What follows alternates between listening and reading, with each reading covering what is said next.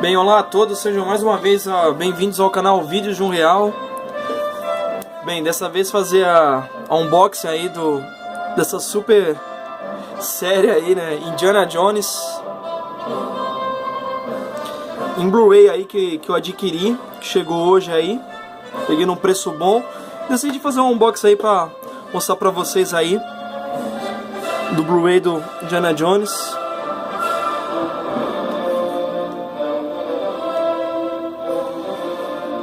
Todo em português, dublado.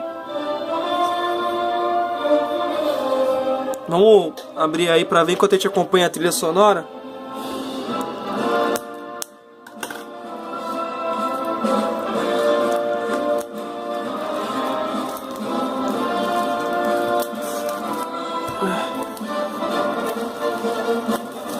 Olha o material bem acabado. Esse alto brilho aqui, sensacional. Tem tipo uma luvinha, um chapéuzinho, né?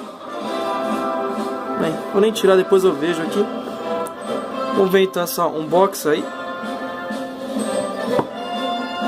Sensacional, meu acabamento é alto brilho, pelo reflexo. Meu, muito bem acabado, galera.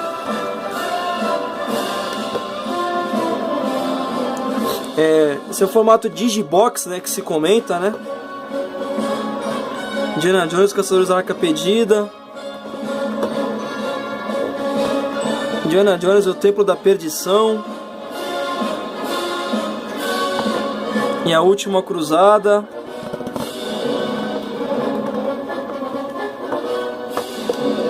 Bem, o Reino da Caveira de Cristal, né? E o disco bônus, né?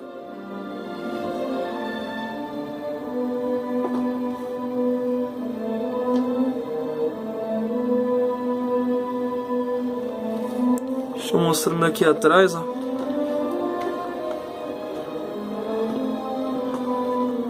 De cada filme, né? Em alta qualidade.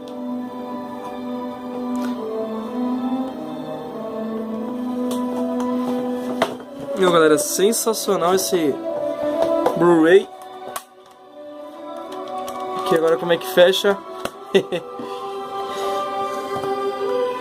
Meu, tá aí, é mais pra mostrar pra vocês aí a unboxing aí rápida aí do Blu-ray dessa série aí do Indiana Jones, né?